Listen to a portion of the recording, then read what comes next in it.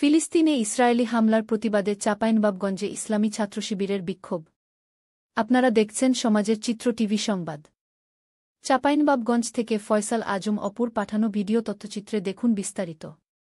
ফিলিস্তিনে ইসরায়েলি নৃশংস গণহত্যা ও বর্বরোচিত হামলার প্রতিবাদে বিক্ষোভ মিছিল করেছে ইসলামী ছাত্রশিবির চাঁপাইনবাবগঞ্জ শহর শাখা।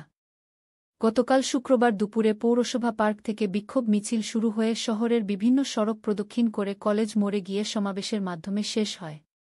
ছাত্রশিবির চাঁপাইনবাবগঞ্জ শহর শাখার সভাপতি আব্দুল আজিজের সভাপতিত্বে এবং সেক্রেটারি ইউসুফ আল গালিবের সঞ্চালনায় সমাবেশে প্রধান অতিথি হিসাবে উপস্থিত ছিলেন বাংলাদেশ ইসলামী ছাত্রশিবিরের সাবেক কেন্দ্রীয় প্রচার সম্পাদক হাফেজ গোলাম রাব্বানী।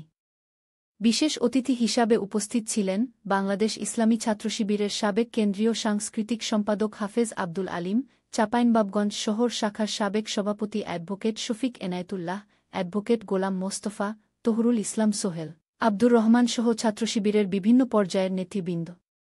প্রধান অতিথির বক্তব্যে হাফেজ গোলাম রাব্বানী বলেন, ইসরায়েলি দখলদার বাহিনী ফিলিস্তিনে যে হত্যাযজ্ঞ চালাচ্ছে তা মানবতার বিরুদ্ধে যুদ্ধাপরাধ। বিশ্ব সম্প্রদায়কে এ বর্বরোচিত হামলার বিরুদ্ধে ঐক্যবদ্ধ হতে হবে। তিনি আরও বলেন, ফিলিস্তিনের স্বাধীনতার লড়াইকে আমরা সমর্থন করি এবং বাংলাদেশ সরকারসহ মুসলিম বিশ্বকে এ বিষয়ে আরও কঠোর ভূমিকা গ্রহণের আহ্বান জানাই। সমাবেশে অন্যান্য বক্তারা ফিলিস্তিনের জনগণের প্রতি সংহতি প্রকাশ করে ইসরায়েলের আগ্রাসনের বিরুদ্ধে বিশ্ব সম্প্রদায়কে কার্যকর পদক্ষেপ গ্রহণ করার দাবি জানান।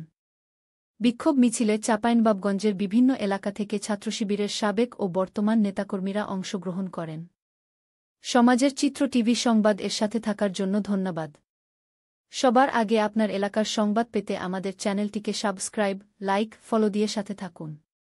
পরবর্তী সংবাদ শোনার আমন্ত্রণ রহিল।